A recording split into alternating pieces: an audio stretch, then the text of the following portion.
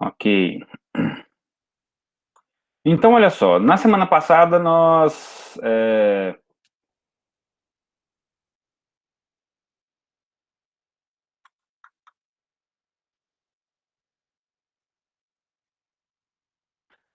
Então, só dando uma recapitulada do que a gente viu na semana passada, foi isso aqui. Que a acumulação de capital é o motor da nossa sociabilidade, né? Então, capitalistas do mundo inteiro, de todos os países, estão continuamente, né, retroalimentando o processo, né, da acumulação de capital. E por causa dessa competição que existe, né, como é um sistema competitivo, os capitalistas estão competindo entre si, ele é um sistema econômico, ele é né, dinâmico, expansível e revolucionário. Eu falei com vocês que a classe burguesa foi uma classe revolucionária em algum determinado momento da história. O próprio Marx diz isso, né? Quando Marx e Engels escreve o Capital, escreve o Manifesto Comunista, no primeiro capítulo chamado Burgueses e Proletários, ele fala assim, olha, a burguesia é a classe mais revolucionária que já existiu na história da humanidade. Então, o sistema, ele é dinâmico, ele revoluciona, né? Sistemas produtivos, formas de vida, temporalidades, etc. Conversamos sobre capitalistas e trabalhadores serem personificações do capital, porque tanto capitalistas quanto trabalhadores estão imersos nessa dinâmica, né, da acumulação, da competição, da inovação, dessa. Aí eu até usei uma outra metáfora que o Marx fala, né, que a burguesia é o feiticeiro que perdeu o controle sobre seu feitiço, né, que o crescimento econômico sob o capitalismo ele é permeado por contradições internas que invariavelmente irrompem em crises de superacumulação. Então eu falei com vocês que as crises do capitalismo elas são pelo excesso, não pela falta, né? De modo geral, as crises, principalmente as que se dão no coração do capitalismo, ali nos Estados Unidos, na Europa, China, etc., são de superacumulação, não de sub. É pelo excesso de valorização, excesso de produção de capital fictício, excesso de especulação, as ditas formações de bolhas, né? Que em algum momento entram em descompasso e essas bolhas explodem. Então, conversamos sobre isso também. E aí, as condições para essa perpetuação da acumulação, né? A gente conversou sobre produção, reprodução, circulação e o consumo, que essa crise de superacumulação é a crise de realização do valor, né? Então, é isso. Você tem dinheiro disponível, você tem mão de obra, né, vamos dizer assim, e eles não se encontram para poder girar o valor, né? Fazer a circulação de capital.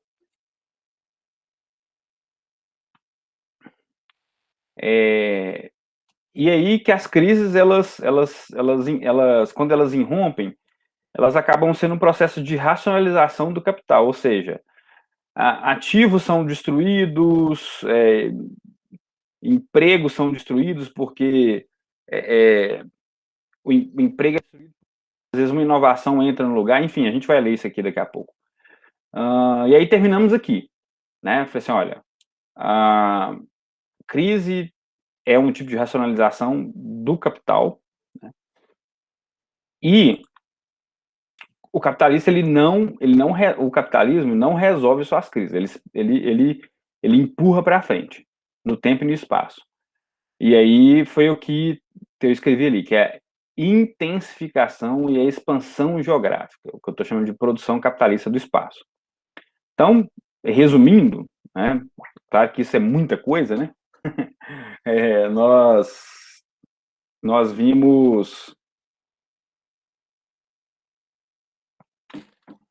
nós conversamos exaustivamente, né, não tão exaustivamente, mas conversamos bastante sobre isso. E aí, nós terminamos, eu pedi para vocês estarem com o texto do Harvey em mãos, né?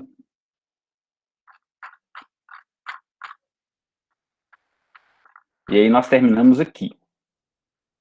Nós terminamos na página 47.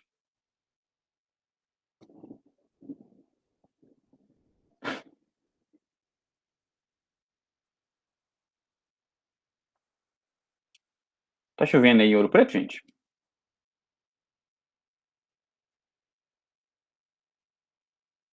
Começou um pouquinho, nada demais, não foi adiante, não. Aqui tá dando um chuvisco também, mas pelo menos dá para dar uma limpadinha na atmosfera, né? Um pouquinho, né? Ah, sim, com certeza. Né? Tava Em, pegando Mari... fogo aí. em Mariana não tá chovendo, não. Tá não? Não. Tava pegando fogo aí, né? Uns dias desse aí, lá nas reservas em Ouro Preto, né? Itacolomi, Ah, outros lugares. sim, estava muito abafado, melhorou bem um pouquinho o clima agora.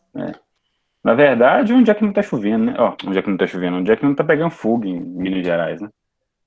Geral, hein? Geral. A coisa tá feia. Então, galera, abram o texto do Harvey lá na página 47, por favor.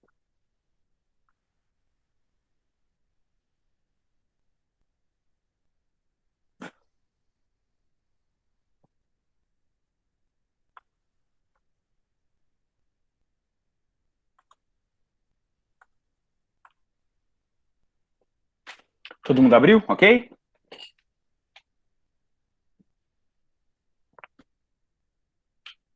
Ok, galera? Texto aí, página 47.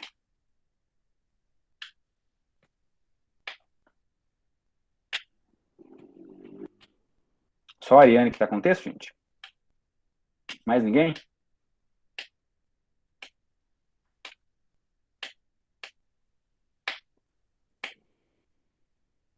Aberto. O que é que vocês estão mais dispersos hoje do que o de costume?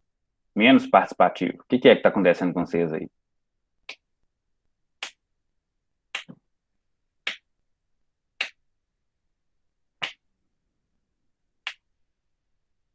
Bom, gente, acorda pra vida, ué. Ninguém responde qualquer coisa aí, ué.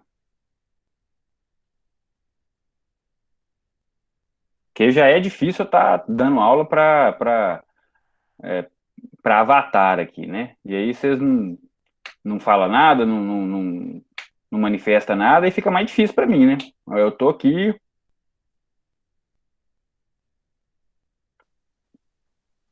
Então, professor, hoje ficou sem acesso à tarde, não consegui abrir, então eu não salvei aqui nos downloads, então eu não estou com o texto aberto, para ser sincero. Ok. Mas isso é texto para baixar, viu? Próxima Uhum. vez que você entrar, todos os textos que eu vou colocar lá, eles terão. Ah, o Gabriel falou aí, ó, mandou o texto no grupo aí agora. Bacana, obrigada, Gabriel.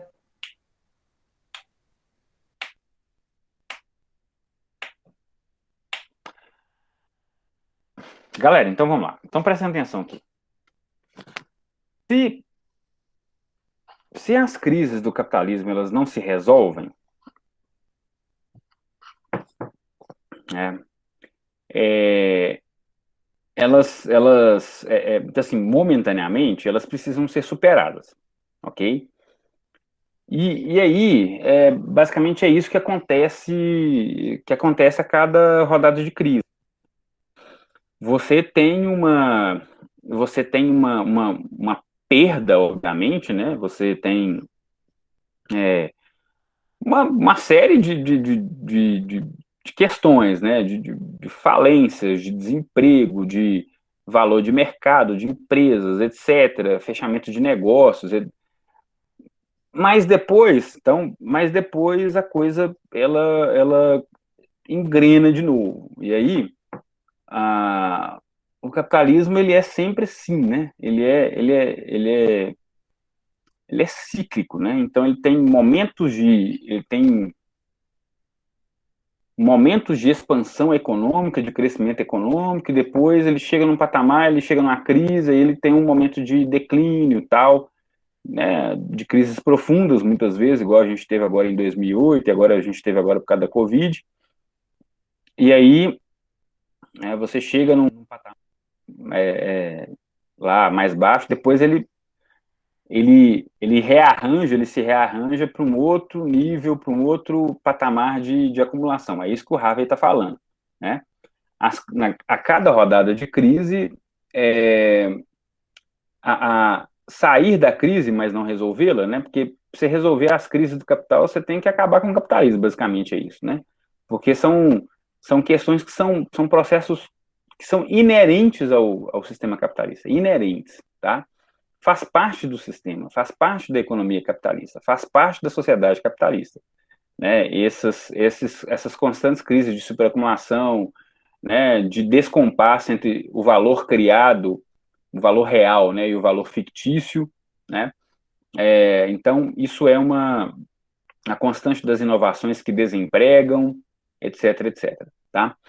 E aí o Harvey fala o seguinte, ó, nesse novo nível de acumulação, o que normalmente acontece? No primeiro ponto aí, a produtividade da mão de obra aumentará muito pela utilização de máquinas e equipamentos mais sofisticados. Enquanto no transcurso da crise, os equipamentos mais antigos do capital imobilizado ficarão mais baratos por meio da desvalorização forçada, né?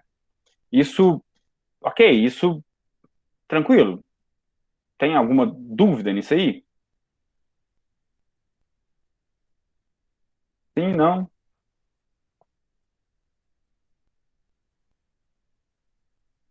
Vocês acompanharam comigo? Leram?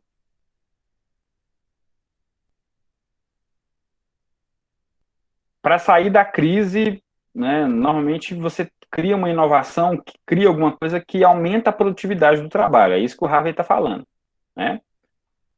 Ao aumentar a produtividade do trabalho, aquilo que é novo, aquilo que é investido, aquilo que ficou obsoleto fica mais barato, né? E aí nós compramos, né? Nós compramos. Eu tenho um colega eu tenho um colega que foi gerente da Fiat muitos anos, e ele falava assim, porque os italianos vêm aqui e ficam loucos, porque tem máquina nossa aqui que tem até tiro de fuzil da Segunda Guerra, tem máquina que a gente usa aqui da Segunda Guerra. Então, assim, os caras devem achar, por um lado, impressionante, por outro, assim, bizarro, né? Como é que os caras, né, estão aí produzindo com máquina de 70 anos atrás, né? Como é que não... Então, aí depois quer entender por que a nossa produtividade, né, a produtividade do trabalho brasileira, ela é baixa. Então, vai afetar a mão de obra.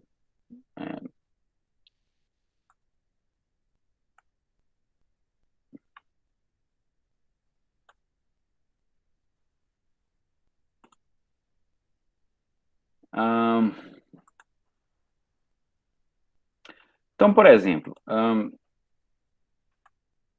vamos pensar hoje. Hoje as pessoas ficam assim, não, hoje a gente não precisa mais, alguns, principalmente quem trabalha com serviços às vezes, né? Não precisa bater ponto, né? Eu abro aqui meu celular e tem um aplicativo aqui que já inicia, né? Aquele negócio todo. Cara, as pessoas trabalham muito mais hoje, muito mais. Eu posso trabalhar de casa, mas a produtividade é muito maior, né? A Ariane tá aí. Meu sonho era bater ponto, pois é. Então, assim, as pessoas eles se enganam, né? Hoje o trabalhador, principalmente esse que não trabalha num processo produtivo, né? Porque o processo produtivo tá lá, é uma linha de montagem, ele entra, faz o serviço dele e vai embora, né? Claro que a máquina inova aquele negócio todo e aumenta a produtividade, mas eu falo assim, a pessoa que trabalha com serviço, com algum tipo de serviço, ele tem muito mais, ele trabalha muito mais tempo, né? Às vezes o cara, principalmente quem tem algum cargo de supervisão, né? Cara, trabalha muito mais, o cara trabalha de domingo a domingo, às vezes, né? O chefe dos caras ligam para os caras domingo, sábado, liga 7 horas da manhã e 10 horas da noite, entendeu? Então, assim, o celular, né, o smartphone, aumentou muito a produtividade do trabalho, se você for imaginar. Ok? Vocês conseguem perceber isso? Porque a comunicação é instantânea. Então, o chefe do cara pode levantar, ou, né, preciso resolver isso aqui 7 horas da manhã, 9 horas da noite, sábado, 6 horas da tarde, não importa. O cara tá com o smartphone da empresa, enfim. Então, é disso que o Harvey está falando.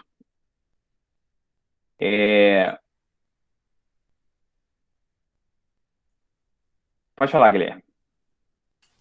Esse exemplo que você falou do telefone, aqui em Ouro Branco, na Gerdau, eu lembro na época que começou assim, o aparelho de telefone era muito caro, uns anos atrás, Uhum.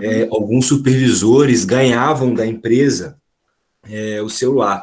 E eu lembro que tinha um pai de um conhecido meu que falou com meu pai, falou assim, uma coisa legal, o Gerdau me presenteou, na época era Sominas, né?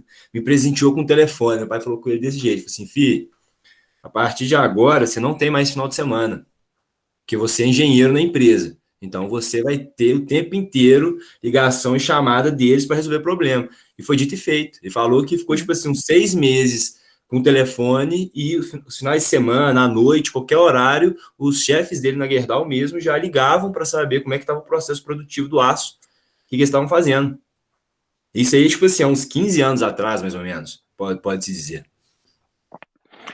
Hoje tem muito mais dispositivo, né? Hoje tem WhatsApp, hoje tem conferência, tem e-mail, tem escambau de coisa, né, velho? Que, tipo assim, é dominando o cara o tempo todo, né? Aumentando a produtividade do trabalho, porque como é que você aumenta a produtividade do trabalho? Intensificando o trabalho, né? Arrumando um jeito de prender o cara, de controlar o tempo do cara, intensificando ou aumentando o tempo de trabalho. E hoje, né, muitos desses setores fazem as duas coisas. Os caras trabalham muito, né, porque tem muita coisa para fazer, muito, né, e trabalham na extensão de tempo, né, do que o Marx chamava de mais valor absoluto. Então, o cara tem hora para sair, entrar na empresa, 8 horas, mas não tem hora para sair. Né? Às vezes o cara tá lá 8 horas da noite, 10 horas da noite, trabalhando. Então, às vezes ele vem embora, mas ele está trabalhando de casa. Entende? Então, assim, é disso que o Harvey tá falando. Então, a cada crise, o novo patamar de acumulação tem esse processo da intensificação da produtividade da mão de obra. Ao passo que o custo, aí ponto 2, o custo da mão de obra diminuirá muito devido ao grande desemprego provocado pela crise. E, consequentemente, um excedente maior poderá ser obtido pela acumulação de capital. Então, isso é óbvio, né? O exército de reserva aumenta a cada crise, o desemprego, e aquele negócio, né, velho? Se você não quer fazer, tem, né, milhares aí desempregados que querem. Então, ou você se submete, ou tchau, né? Obrigado, tchau e benção, né? E vai caçar seu rumo. Então, isso é comum, né? Pensa o recorde de desemprego que nós temos no Brasil, né? Então, hoje o cara que está desempregado aí, sei lá, o cara faz a função lá por R$ 1.500, o outro fala, não, eu faço por 1.000. O cara não tem nada, o cara está passando fome, ele vai fazer por 1.000. Né? O ponto 3, o excedente de capital que careceu de oportunidade de investimento na crise será atraído por linhas de produção novas e mais lucrativas. Né? Então, a crise, muitas vezes, aí vai ter reinvestimentos, vai ter, né, a galera, momentos de crise são momentos que as empresas desenvolvem novas estratégias, etc., se reestruturam. Então, é disso que ele está falando, tá? Então, tem a ver com esses processos, né, inovativos, tal. O ponto 4, a demanda efetiva expandida por produtos, de início na indústria, de bens de capital, mas subsequentemente no consumo final, esvaziar o mercado de todos os bens produzidos, né? Ele está falando o seguinte, que quando você recria a demanda, quando a demanda reaparece, ela estava suprimida e aí ela vai para o consumo. E é exatamente isso que está acontecendo um pouco hoje no Brasil. Por que a gente está um surto inflacionado? Por diversas questões. Mas uma das questões é porque a pandemia paralisou alguns processos produtivos e agora a galera está querendo comprar e não tem. Né? Então, a lei mais básica da economia, oferta e procura, a demanda é maior do que a tendência dos preços é valorizar. Eu tive que fazer durante a pandemia, eu tive que fazer uma pequena reforma aqui na minha casa, e aí, cara, eu fui lá na loja de construção, no negócio assim, é uma loucura, velho, galera. Aí, conversando com a vendedora falou, o pessoal tá ficando em casa agora, trabalhando de casa, descobriu que tem coisa para fazer em casa e foi reformar. Nunca vendemos tanto, nunca ganhei tanto dinheiro na minha vida. A vendedora falando lá, era uma madeireira, no caso.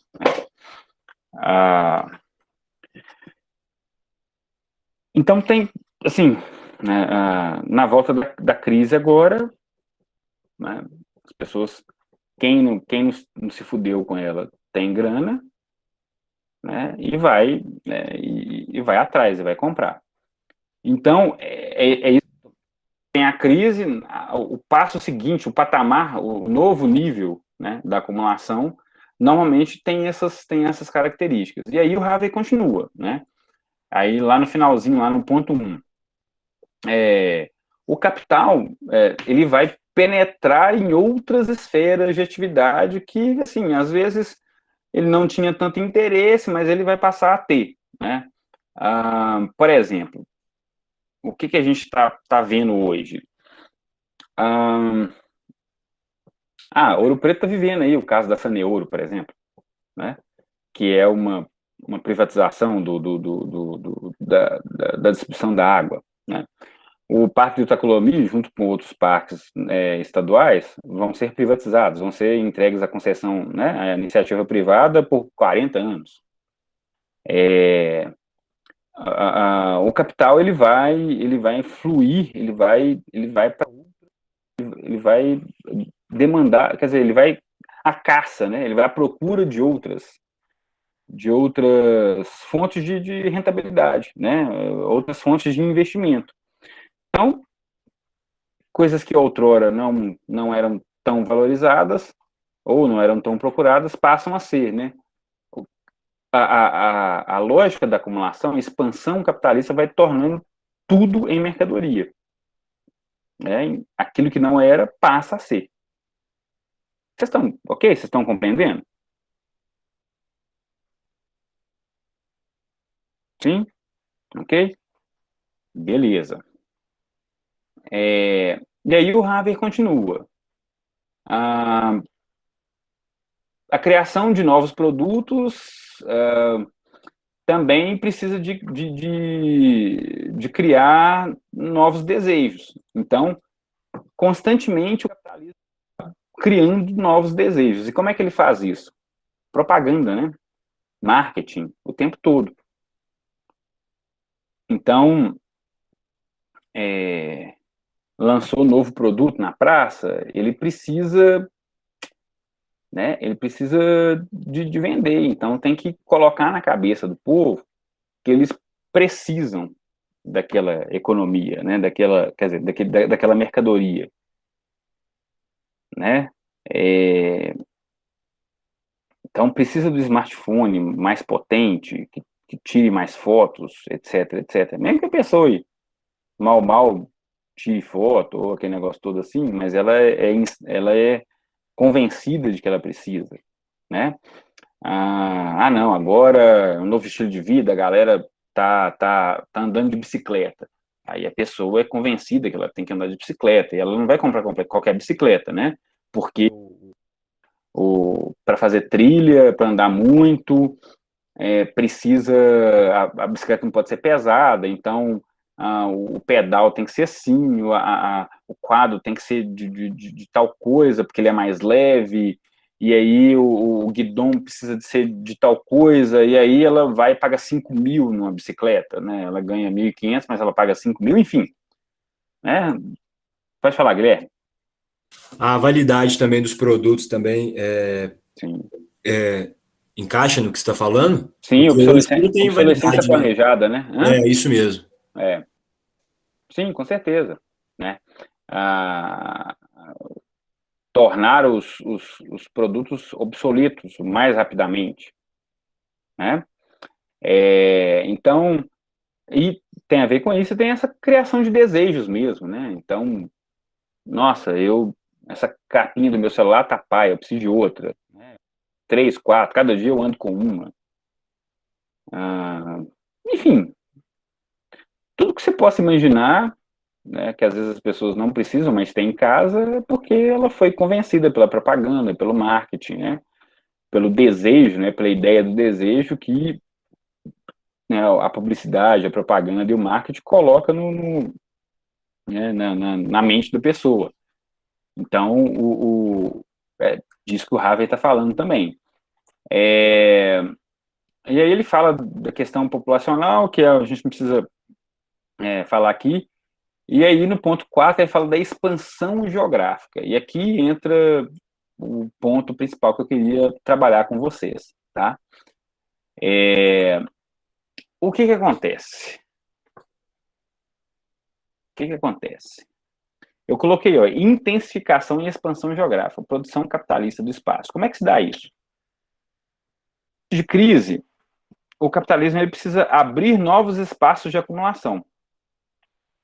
Então, assim, seja conquistando um mercado consumidor fora, no exterior, né? Então, assim, sei lá, o mercado aqui está saturado ou está ruim, mas, assim, a gente precisa de crescer, expandir.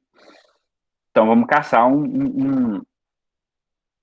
vamos caçar um mercado consumidor fora, né? Ou a gente produz aqui e exporta. Ou então, que foi muito característico nos anos 50, 60, 70 do século XX, e característico muito para a China recentemente, né, mas de algumas décadas para cá, que é a transferência da produção e criação de mercado consumidor interno. Então, assim, o capitalista ele não só quer ele não só quer alcançar, ele vai para produzir e conseguir, ele vai para produzir em determinado lugar, em determinado território, para alcançar o máximo possível de mercado consumidor. Ok?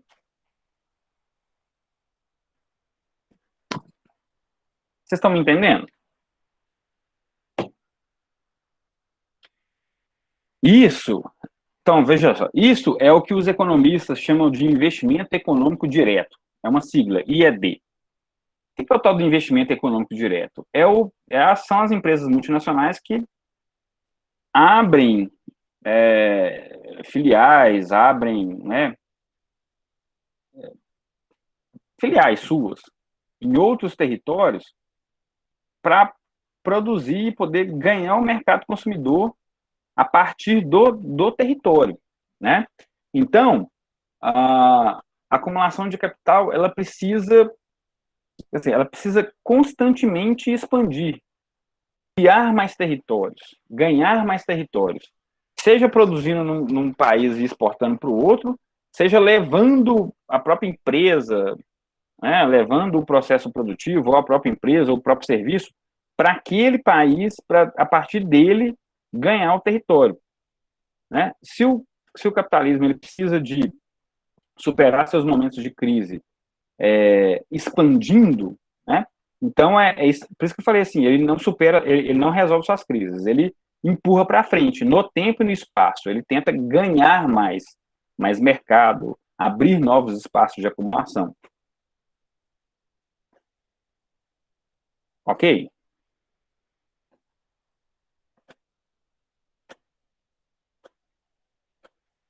Vocês entenderam? Sim? Ok. E, no caso, a criação e a expansão do crédito é fundamental nesse processo tudo. Galera, o crédito é o coração do capitalismo. É o tal do capital fictício. Então, veja bem, eu não sei se vocês sabem, né? Mas o banco, um banco no Brasil, ele pode emprestar 6, 7, 8 vezes mais do que o próprio capital que está investido nele. Então, tipo assim, explica isso, pessoal, de novo. Um banco Itaú, sei lá, ele tem ativos lá de 20 bilhões de reais, por exemplo, lá, né, no banco, guardado no banco, investido no banco. Ele pode emprestar até 100 bilhões de reais.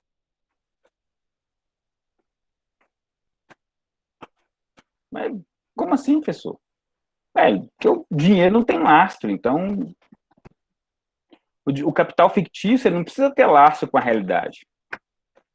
Quando veio a crise de 2008, que a gente vai conversar com ela mais para o futuro, né, mais para frente, talvez a mais profunda crise que o capitalismo já teve, os bancos dos Estados Unidos emprestavam 30, 40 vezes mais o próprio patrimônio, os próprios ativos. Tem cabimento um negócio desse? Então, assim, o papel do crédito, ele é fundamental, porque se, sei lá, momentos de crise, o trabalhador está endividado, ou o trabalhador está com pouco dinheiro, o crédito resolve.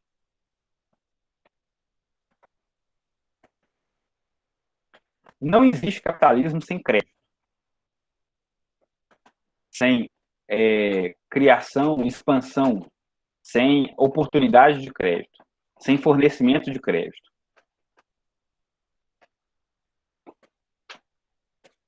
E isso é uma coisa megalomaníaca, assim. Tem um crédito interno, tem um crédito externo, tal. Esses empréstimos de banco têm a ver também. Sim, é isso. É isso. O banco ele pode te emprestar no Brasil 7 vezes mais dos ativos que ele tem. É muito louco isso, né? Mas é assim que funciona.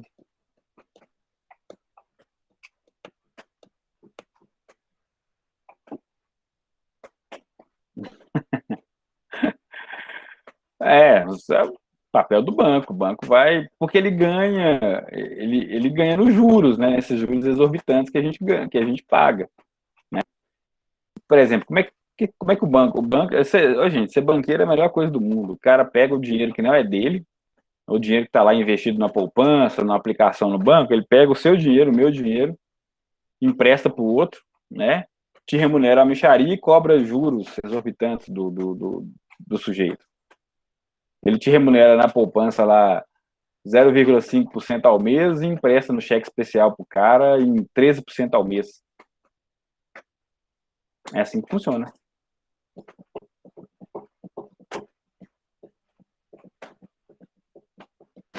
Ser banqueiro não tem erro, não. Para banco quebrar, os caras têm que roubar demais o banco. Né? Só assim que banco quebra. Vocês estão, ok? Estão conseguindo compreender? Sim? Então, veja bem. Ou se o Guedes trabalhar, ou se o Guedes trabalhar nele, pois é. Não, cara, mas aqui, o Guedes, ele é como especulador, ele é muito bom, né, velho? Ele fez fortuna especulando. Só que aí o cara tá fora da economia real, né, velho? Né? O cara tá lá no mercado de capitais, no mercado futuro, no mercado de valores. Aí não precisa ser muito inteligente para ganhar dinheiro com esses negócios, não, velho. Entendeu? Precisa ficar lá fazendo as leituras, articulando os investimentos e tal. Né? Como os caras trabalham com multimercados, né? Múltiplos fundos, uns rendem, outros não. Então, no final das contas, o cara está especulando, está sempre ganhando. Queria ser inteligente para ganhar dinheiro, Ariane? Tem gente que partindo para negócio, né? Tem gente que não tem paciência, né? Eu tenho colegas que, assim, que são fissurados nesse negócio de mercado financeiro, né? E aí, você está muito desesperado, Ariane. Tá nova ainda. Nós vamos trabalhar até os 70 anos de idade. Então precisa preocupar, não. Vai ter muito tempo para poder trabalhar, porque, pois é, nem aposentar você vai, né? Então, precisa ficar muito agoniada, não. Então, olha só.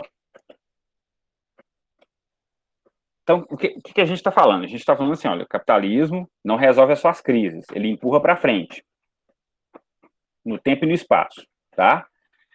Ele empurra para frente tentando conquistar novos territórios, tentando abrir novas frentes de mercado consumidor, de acumulação, né? De produção, criar novos mercados, né? Expandir mercados. E para que ele faça isso, ele precisa do crédito. O crédito é o lubrificante do sistema capitalista, vamos dizer assim, né? Para a engrenagem do capitalismo funcional, o crédito ele é importante. O crédito é capital fictício, né?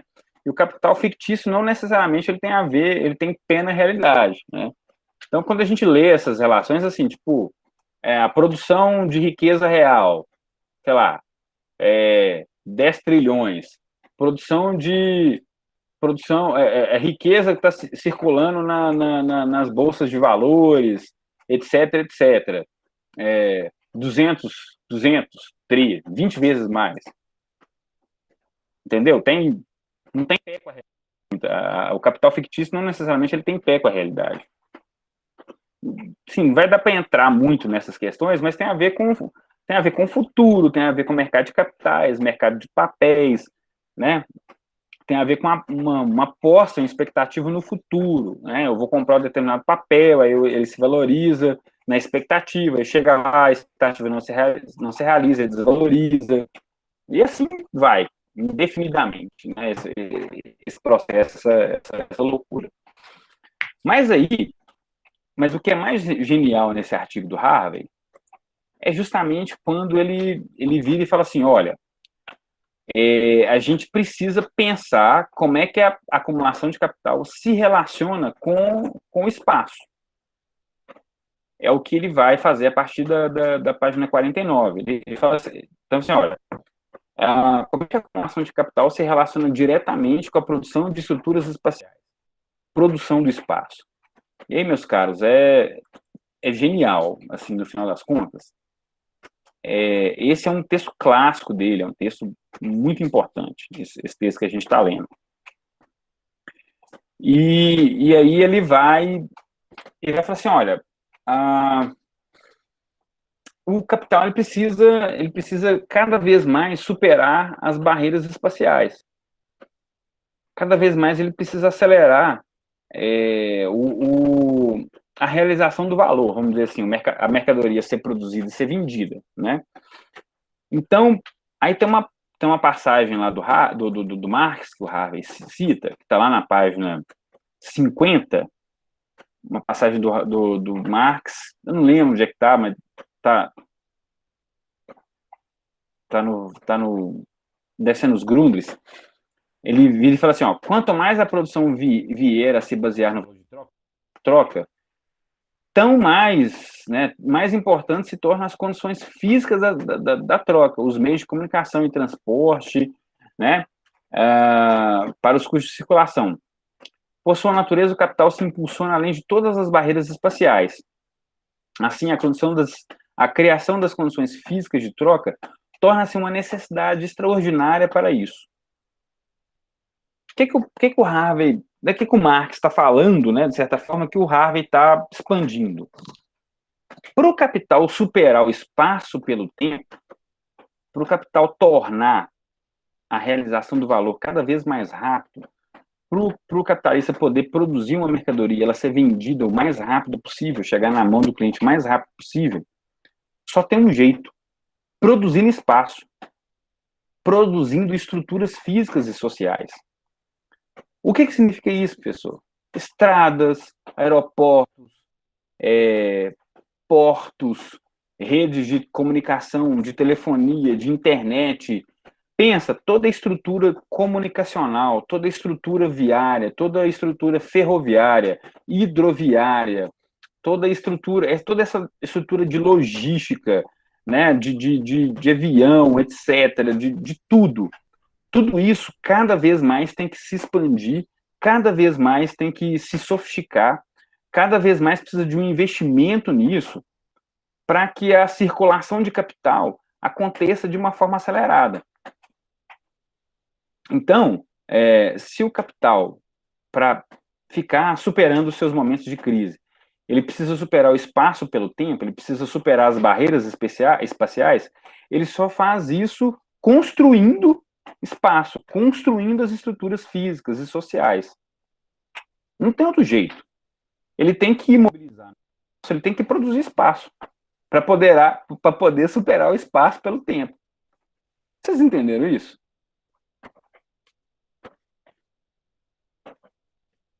Sim, não, confuso, difícil? Sim?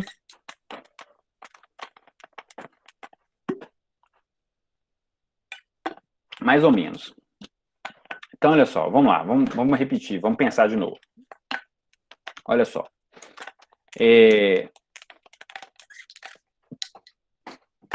Até aparece confuso na era. Então, mas vamos de novo, vamos com calma. Presta atenção. O Harvey até usa nesse texto, e o Marx usa o tempo todo, e os economistas da escola os neoliberais usam também e tal. Existe um negócio que chama tempo de giro do capital. O que significa isso? É o tempo que a mercadoria é produzida e vendida. Ok? Tempo de giro de capital, tempo do giro do capital. Isso é tranquilo de entender? Sim? Repete, por favor. Então, vamos lá. O que é o tempo de giro do capital? É o tempo em que o capitalista produz a mercadoria e que ele vende e entrega essa mercadoria. Ok? Então, presta atenção. Para o capitalista, o que ele precisa? Ele precisa diminuir o tempo de giro ou ele precisa aumentar o tempo de giro do capital constantemente? Ele precisa diminuir ou ele precisa aumentar o tempo de giro? Diminuir, justamente. Isso, diminuir. Por quê? É óbvio. Quanto mais rápido ele vende, mais rápido ele está produzindo e vendendo. Então, em investimentos que o tempo de giro do capital são longos, normalmente o capitalista não se interessa. A gente vai conversar mais sobre isso, mas normalmente ele não se interessa. Porque imagina, você produz uma mercadoria que com 2 dias ela está sendo vendida, e uma que leva 20 anos. Né, para aquilo que você investiu voltar para você. Né? Marx diz lá no Capital que o tempo de giro ideal para o capitalista é um piscar de olhos. Mas veja bem. Pode falar, Guilherme. Então, Igor, um capitalista, por exemplo, ele pode fazer as duas funções, tanto uma mercadoria mais rápida, com dinheiro a curto prazo, quanto mais longa também? Pode, vai depender do que ele, né, de quais ramos ele trabalha. Ah, entendi. Tá? Mas pode. Assim, mas enfim. A questão é, tem coisas que o tempo de giro do capital são demoradas mesmo. Como se uma barragem, né, uma hidrelétrica, velho. Né? Então, assim, só para você construir um trem desse demora uns 5, 10 anos. Então, só aí, até que o cara reaver o investimento e tal, é muito longo. Agora, não, produzir um carro é montado na Fiat, é um carro por minuto, é um negócio assim. Né? E aí ele montado e ele vai para a loja, quanto mais rápido ele vender, melhor.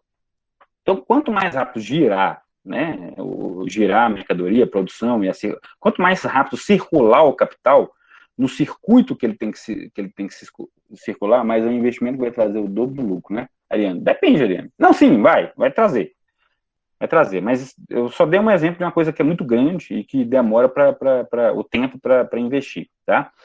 Porque o capitalista, ele quer rodar, né? Ele quer... Então, assim, é o tempo de giro do capital, tá? Mas veja bem,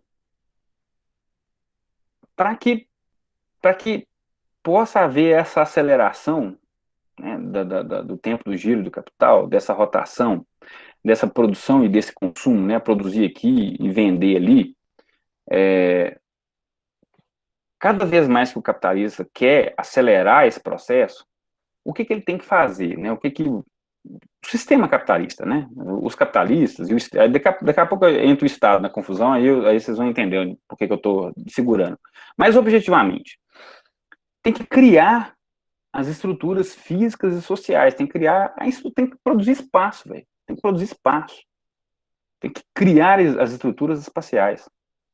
Tem que construir estrada, tem que construir ferrovia, tem que construir aeroporto, tem que construir porto. Há redes telemáticas, de internet, de telefonia, enfim, de dados. Ele tem que cada vez mais construir isso. Porque só assim ele consegue fazer com que a mercadoria circule de forma mais rápida no espaço. Se ele precisa superar o espaço pelo tempo, né? O Marx disse que o capitalista precisa anular o espaço pelo tempo. Se ele precisa acelerar esse ritmo, para ele fazer isso, ele precisa de criar essas estruturas. A gente ainda não conseguiu chegar na tecnologia que você compra a mercadoria, aí a mercadoria vem via drone e entrega para você. Às vezes a gente vai, famoso, tempo é dinheiro, sim, tempo é dinheiro, mas assim, para a mercadoria chegar em determinado lugar, precisa de alguma forma, de avião, de navio, de caminhão, de trem, enfim, ela precisa chegar, de moto, de carro. Pode falar, Ariane.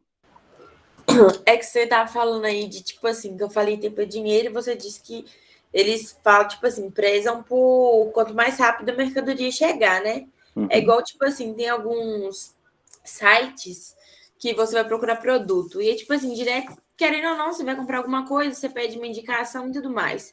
Uhum. A primeira coisa que a pessoa praticamente pergunta é qual que é o preço, se compensa, e o tempo que o produto vai chegar.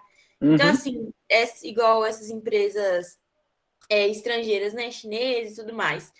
Todo mundo fala muito bem de que, tipo assim, o produto vem rápido. Então, eles vendem muito por causa disso, porque a forma deles mandarem o produto chega muito rápido. Então, o pessoal tenta investir muito nisso, porque isso chama a clientela, né?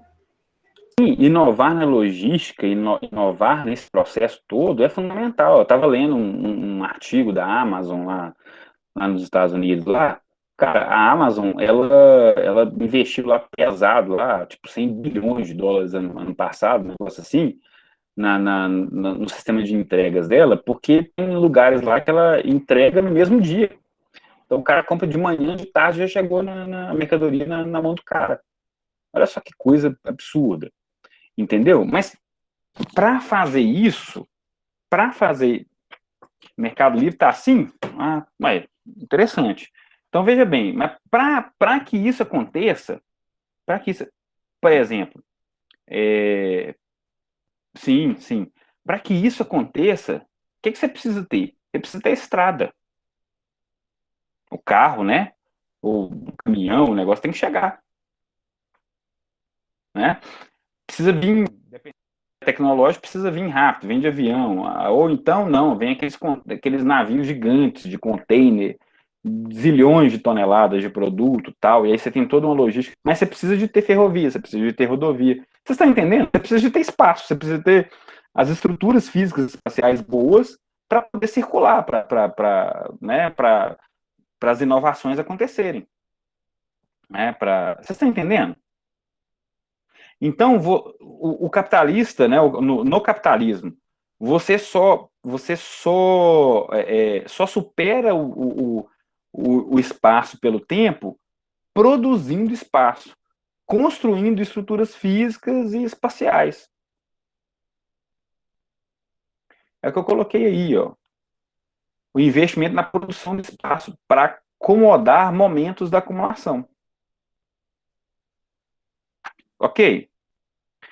Então, veja bem, a pergunta do Harvey é: a gente relaciona a acumulação de capital com a geografia, vamos dizer assim, né? Com as estruturas espaciais. Aí, meus caros, é genial. Ele vira e fala assim, olha, lá na página... Cadê?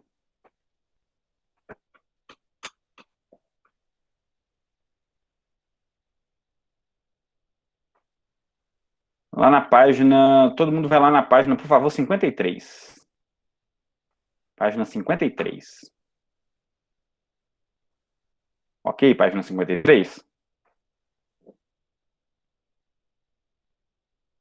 Ok?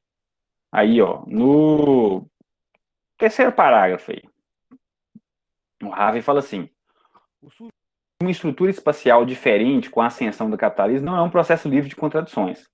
Para superar barreiras espaciais e anular o espaço pelo tempo, entre aspas, criam-se estruturas espaciais que, no fim, agem como barreiras contra a acumulação adicional. É o que a gente está conversando aqui. Essas estruturas espaciais se manifestam na forma fixa e imóvel de recursos de transporte, instalações fabris e outros meios de produção e consumo, impossíveis de serem movidos sem serem destruídos. Depois que se introduz o modo de produção de capital, esse modo estabelece seu domicílio na área, etc, etc. Aí ele fala assim, o capital passa a ser representado na forma de uma paisagem física, criada à sua própria imagem, criada como valor de uso, acentuando a acumulação progressiva do capital numa escala expansível. A paisagem geográfica, abrangida pelo capital fixo e imobilizado, é tanto uma glória coroada do desenvolvimento do capital passado, como uma prisão inibidora do progresso adicional da acumulação. Pois a própria construção dessa paisagem é antitética em relação à derrubada das barreiras espaciais, e, no fim, até a anulação do espaço pelo tempo. Essa é uma contradição que é característica do capitalismo, no capital físico, de todos os tipos, né? O capital fixo, ele fica preso como valor de uso, tá? Então, assim, veja bem, cara, isso é de uma genialidade, assim, que a gente lê agora, às vezes vocês não entendem, mas o que o Harvey está falando, velho? Isso é genial, isso é genial. O capitalismo precisa produzir espaço, né, para poder acomodar o seu momento da acumulação, né, para poder superar o espaço pelo tempo, para poder girar, para poder rodar. Beleza, isso é importante. Tempos depois, essa estrutura espacial que ele criou, essa paisagem geográfica, torna-se obstáculo para ele também. Por isso da instabilidade das paisagens geográficas. Aí, isso é muito doido, isso é muito doido. Vocês estão entendendo? Acho que não, vocês não estão entendendo nada, né? Ou mais ou menos. Vocês estão entendendo? Bem mais ou menos? Então vamos lá. Vocês conhecem bem Belo Horizonte? Mais ou menos? Belo Horizonte, Contagem? Vou dar um exemplo. Sim, vocês nunca vieram, já pegaram a Avenida Amazonas e nunca foram ali para o sentido Contagem, Betim? Não? Sim, tal. Beleza. Olha só que legal, véio, se você for pensar. Quando o complexo ali do que a gente chama da Praça da CEMIG, né, foi construído há, sei lá, 40, 50 anos atrás, nem carro direito tinha. O fluxo de caminhão, de carro, era ridículo. né? Mas foi necessário, porque quando lá é muito legal, velho. A turma que Contagem, né? A Contagem Betim, esse polo, é o terceiro mais industrializado do Brasil. Né? Isso foi um projeto do governo, de um governo de Minas, né? De um governador, que acho que foi o Israel Pinheiro, se não me engano. Pegou uma turma de economistas aqui e falou assim, vamos pensar aqui, vamos criar um núcleo industrial tal, e trouxe os investimentos para o todo.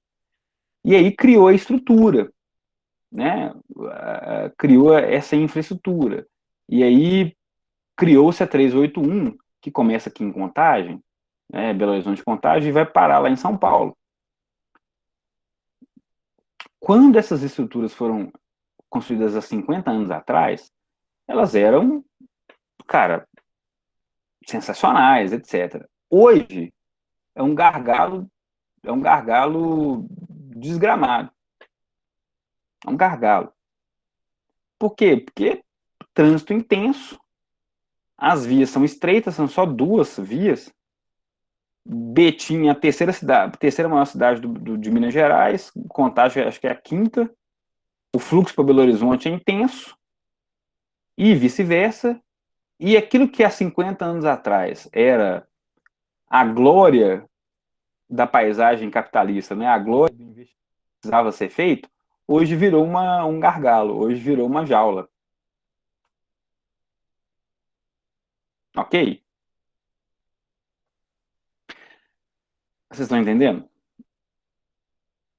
Produziu-se um espaço há 50 anos atrás, criou as estruturas físicas e sociais, criou a Praça da CEMIG, criou a trincheira, criou a 381, 2 pistas, né, tal. Há 50 anos atrás, 2, 3 pistas no máximo. Há 50 anos atrás, bicho, isso era ótimo. Não tinha tráfego, era uma beleza.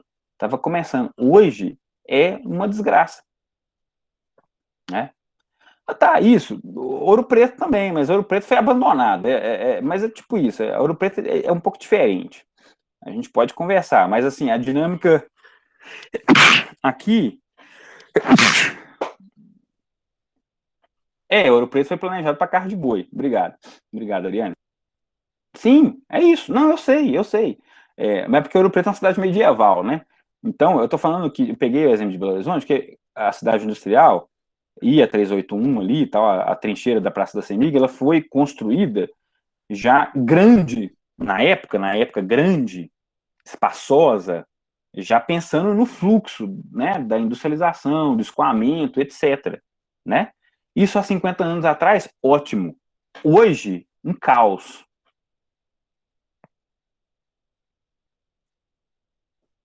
E aí, qual que é o projeto que os caras têm? Né? Ligar, fazer uma outra estrutura, que eles chamam de rodoanel, que vai ligar a saída para Vitória, num distrito que chama Ravena, que é um distrito de Sabará. Se alguém já passou por ali, não sei, né?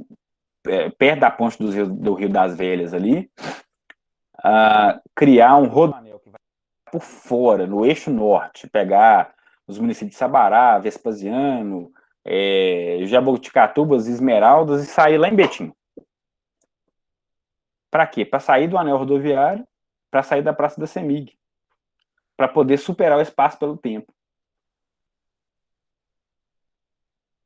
Então, tem como demolir a avenida, né, a BR-381 aqui, em Contagem e Betim, a Praça da CEMIG? Até tem, mas assim, é completamente inviável. Né?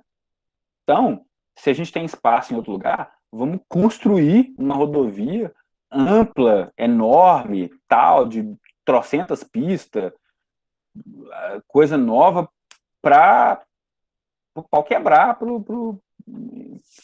Tá entendendo? Então, assim, esse complexo aqui da Praça da CEMIG, da Cidade Industrial, que era glória, né, a paisagem do capital, a glória do capital, há 50 anos atrás, hoje é a prisão. Então, ela foi fundamental para a acumulação do capital, até continua sendo, de certa forma, né? A gente pode conversar, mas continua sendo. Só que os processos hoje econômicos, eles já não são comportados nessa estrutura. Eles precisam de outra estrutura. Por isso que o Harvey fala isso. Fala assim, olha, a paisagem geográfica abrangida pelo capital fixo e imobilizado é tanto uma glória coroada do desenvolvimento do capital passado, como uma prisão inibidora do progresso adicional da acumulação, pois a própria construção dessa paisagem é antitética em relação à derrubada das barreiras espaciais e, no fim, até a anulação do espaço pelo tempo. Aí, que é a frase mais genial, né? Tá lá na página 54, depois da citação do Marx, ele vira e fala assim, olha, o desenvolvimento capitalista precisa superar o delicado equilíbrio entre preservar o valor dos investimentos passados de capital na construção do ambiente e destruir esses investimentos para abrir espaço novo para acumulação. Em consequência, podemos esperar testemunhar uma luta contínua em que o capitalismo, em determinado momento, constrói uma paisagem física apropriada à sua própria condição, apenas para ter de destruí-la, geralmente durante uma crise, em um momento subsequente. As crises temporais do investimento de capital fixo, muitas vezes expressas como ondas longas do desenvolvimento econômico, são, portanto, normalmente expressas como reformas periódicas do ambiente geográfico, para adaptá-la à necessidade da acumulação adicional. Aí você fala assim, caramba, velho, isso é difícil, mas é genial. Isso é difícil, mas é genial. O que o Harvey está falando aqui? O Harvey está falando o seguinte, ó, o investimento na produção de espaço para acomodar momentos de acumulação. Eventualmente, momentos de crise, por exemplo, são momentos perfeitos para você destruir uma determinada paisagem, né, destruir uma determinada estrutura física, uma determinada estrutura espacial, para colocar outra no lugar.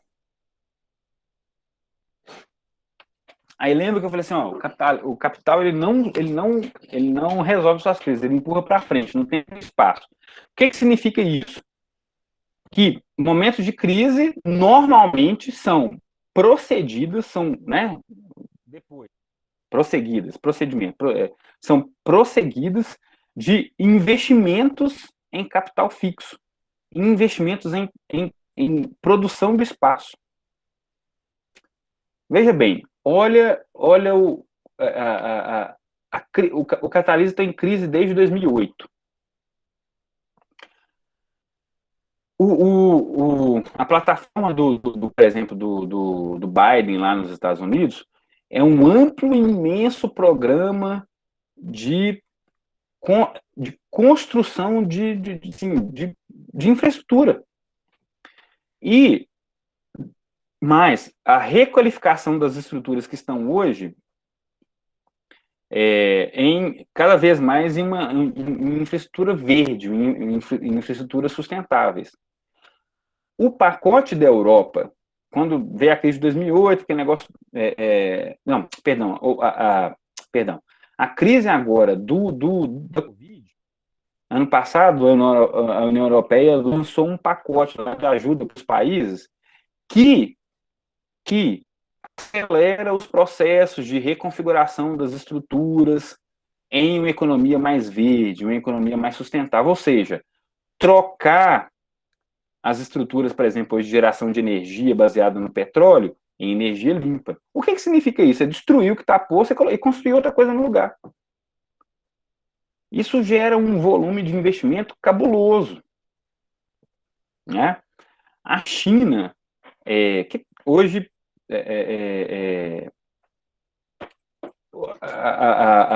a produção do espaço, né, a produção de ambiente construído, de prédios, de indústrias, né, de estradas, tal, hoje são 30% da economia chinesa. Nos Estados Unidos, deve ser por aí, entre 30% e 50%.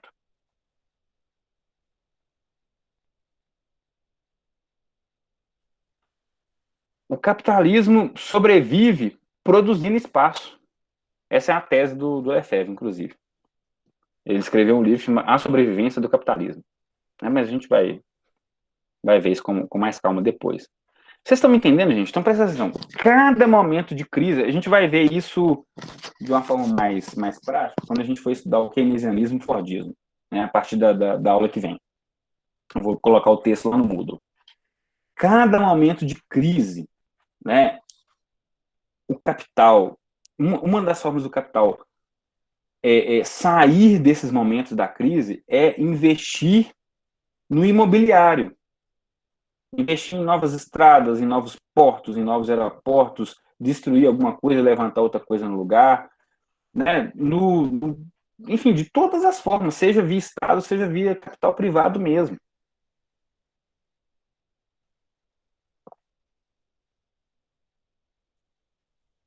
Você vai em determinadas regiões, aqui de BH, por exemplo, é um canteiro de obras.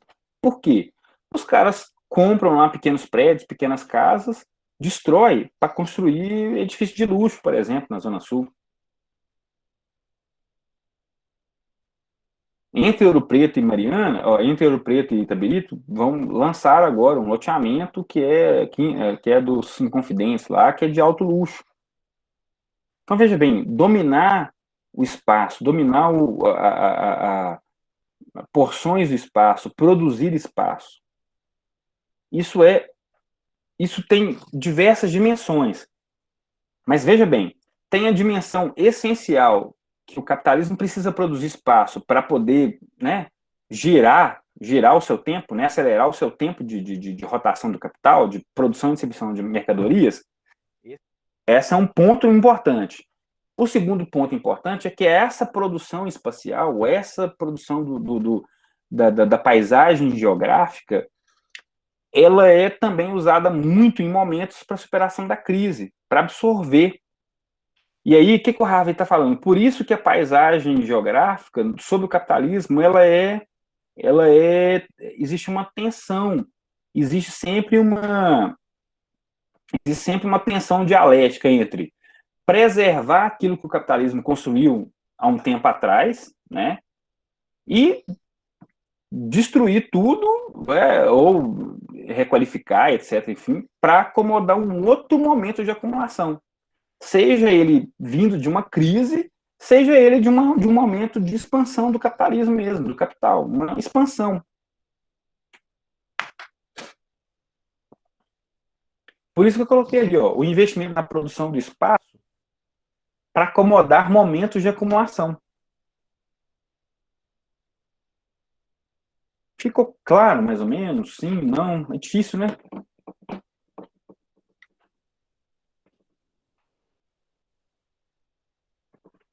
Vocês estão conseguindo pensar nisso aí?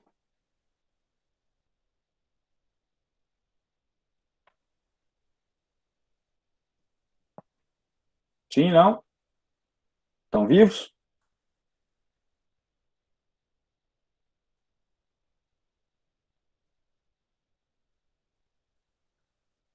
Deixa eu te falar, essas coisas, eu descobri, eu fui ler sozinho, não tive isso, não. Quando eu li isso sozinho lá, pro meu mestrado, eu virei e falei assim, puta merda, velho. Isso aqui é genial, porque eu nunca tinha pensado nisso. Assim, não parava para pensar nessas coisas, né? Assim, produção do espaço, tá, beleza, mas tá. O espaço é importante para o capital, beleza, velho. Eu entendo isso, mas que mais? Como é que isso aparece de uma forma assim, concreta, né? Aí tem esse insight genial do Harvey para ajudar a gente a entender. Continuamente, o capitalismo está reformando o espaço, destruindo e construindo, porque ele precisa acomodar o contínuo processo de acumulação, ou porque ele precisa de usar o espaço para sair de momentos de crise, para sempre acomodar um outro processo de acumulação, um novo processo de acumulação. Por isso que eu falei assim, o capitalismo não resolve suas crises, porque para resolver a crise tem que superar o capitalismo. Ele empurra para frente, no espaço e no tempo. O espaço que ele produziu o espaço que está sendo produzido hoje, talvez daqui a 50 anos, já vai estar, já vai ser uma jaula para o continuado processo de acumulação. Por isso, a instabilidade da paisagem geográfica. Por isso que a paisagem geográfica sobre o capital muda de tempos em tempos. Quando eu falo paisagem, é essa materializada mesmo. Em prédios, em estruturas, em viadutos, em pontes, em aeroportos, estradas, etc, etc. Por isso que a paisagem sobre o capitalismo é dinâmica. Porque ela muda, ela reconfigura, ela precisa reconfigurar o espaço, ela precisa transformar isso tudo em mercadoria, e precisa de transformar isso tudo em espaço para acumulação, para acomodar os processos de acumulação.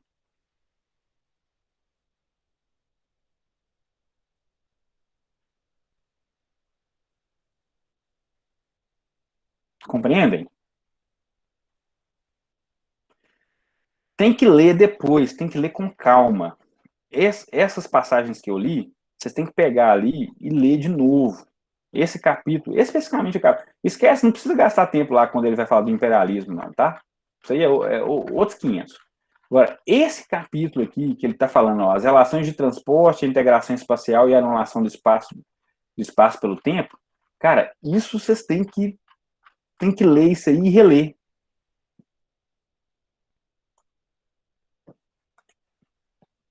Tem que ler e reler para aprender. Não tem jeito. Né? Tem que ler e prestar atenção. Porque é assim que as estruturas espaciais se relacionam com o processo de acumulação do capital. Essa produção e reprodução constante do espaço, da paisagem, das estruturas físicas, do capital fixo.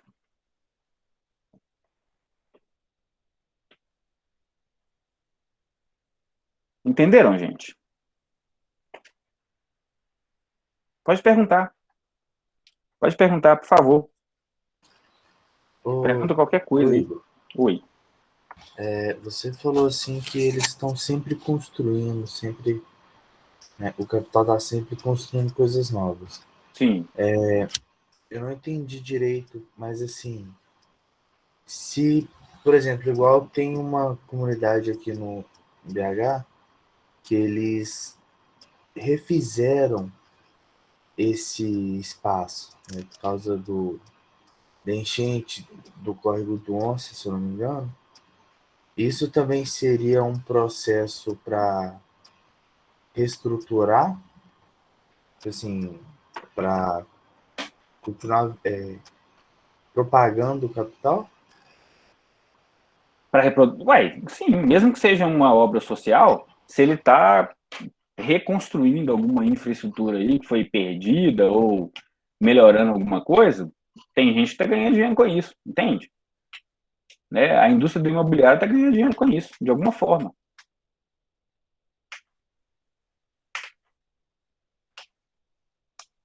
Entendeu, Gabriel? Entendi, valeu. Tá? Por isso tem um papel do Estado ali, aí não vai dar para a gente conversar sobre isso hoje. Mas a questão é essa. Tipo assim, para vocês que moram em Ouro Preto, menos. Para vocês que moram em Ouro Preto, menos. Porque Ouro Preto é uma outra dinâmica, vamos dizer assim. A acumulação de capital aí do urbano se dá por essa determinada configuração espacial. Né? Agora, outros grandes centros, como Belo Horizonte, São Paulo, Rio de Janeiro, etc., cara, constantemente os caras estão reconfigurando o ambiente. Constantemente. Seja destruindo, ou seja, transformando ele em outra coisa. Só um minutinho, Leandro. Aqui em Contagem, por exemplo, com o declínio da industrialização, muitos dos espaços lá que eram indústrias viraram empresas de logística, de transporte, centros de consumo. né? Tem um shopping aqui que chama Itaú, que ele era uma fábrica de cimento, e quebrou, fechou, e os caras transformaram ele num shopping. Entendeu? Então, requalificando essa dinâmica. Ok? Pode falar quem levantar a mão, que eu esqueci quem que é. Leandro, pode falar, Leandro.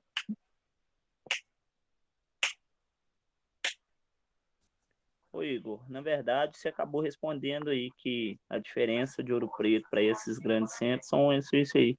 É que, no caso, Ouro Preto tem uma captação através da estrutura que foi construída e os grandes centros não, tem que ficar sempre resolvendo alguns BOs aí, coisas que deram errado, eles têm que reaproveitar o espaço para não perder dinheiro. Valeu e obrigado aí. É isso. Ouro Preto, a dinâmica é diferente porque ela precisa do jeito que ela precisa continuar do jeito que ela é para atrair, né, o turismo, a cultura, né, outras formas de capital, né? Tem a ver com a cultura, com o turismo, etc. Né? Então, não faz sentido, imagina, pegar e não, vamos no centro histórico de Ouro Preto para colocar prédio ali. Pronto, matou a cidade. Eu vou fazer o quê em Ouro Preto? Para construir prédio tem aqui perto da minha casa. Entendeu?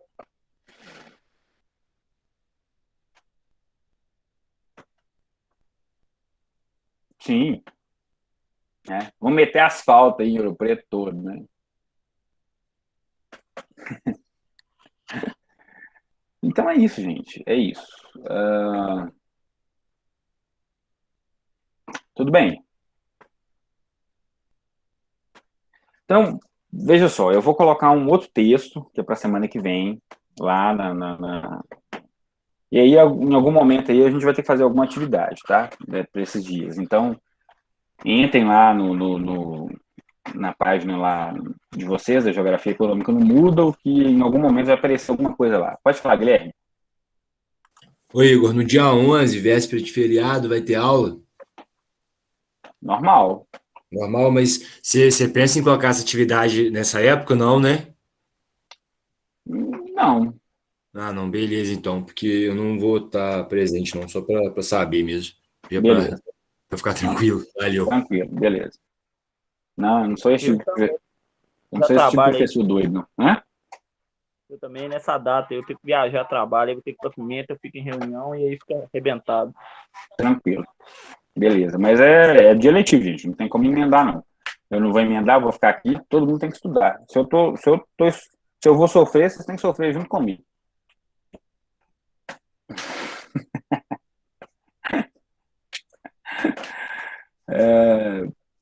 Tá bom, gente? Então presta atenção, vou disponibilizar textos lá, presta atenção, dê mais uma lida nesse capítulo que eu falei com vocês, desse de inovação e esperar o espaço pelo tempo, né? Aniquilar o espaço pelo tempo.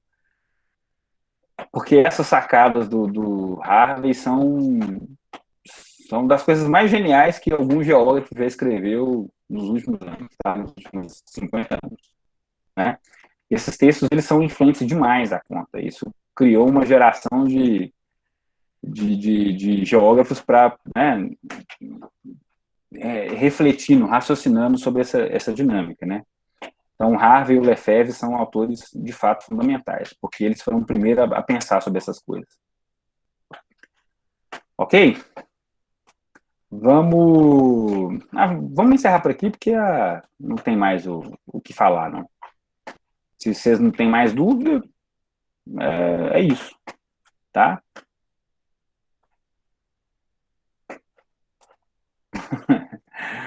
Pois é. Depois eu vou procurar, vou atrás desses números para a gente ver, assim, o que significa o imobiliário, por exemplo. Não, o Estado eu vou conversar.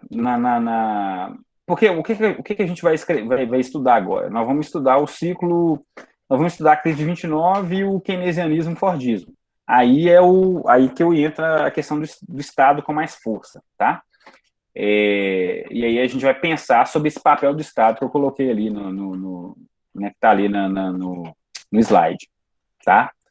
Porque aí é importante a gente entender o que acontece com o Estado a partir da década de 30, para a gente entender o que é o neoliberalismo, né? Para a gente entender de novo o que está acontecendo com a gente contemporaneamente. São ciclos. Tá bom, gente? Beleza? Ok? Espero que difícil, mas, né, espero que vocês tenham gostado um pouco. Como eu falei, esse é um dos textos seminais, sabe? Não dá para estudar, fazer um com geografia uma cadeira de geografia econômica sem ler esse texto, por exemplo. Não faz sentido. Para compreender a dinâmica da acumulação e para pensar como é que o espaço, né, as configurações espaciais entram nessa dinâmica. Então, agora, vocês têm que sempre pensar o seguinte, cara, capitalista está sempre reconfigurando a paisagem geográfica porque ele precisa de acomodar o processo de acumulação. É assim, né? Então, seja construindo ou destruindo, tá? Beleza, obrigado, Guilherme. Valeu. Mas é isso, né? Galera, fiquem na paz, então. Um abraço para vocês. Muito obrigado pela paciência. Ô, Nayara, eu ainda tenho que aprender a fazer isso direitinho, mas eu vou. Pode ficar tranquilo que vai aparecer lá. Eu estou procrastinando um pouco, mas vai aparecer. Obrigado, gente. Obrigado pela presença de todos. Valeu, obrigado. É importante. Eu que agradeço, Flávio. Um abraço, gente. Obrigadão. Um abração.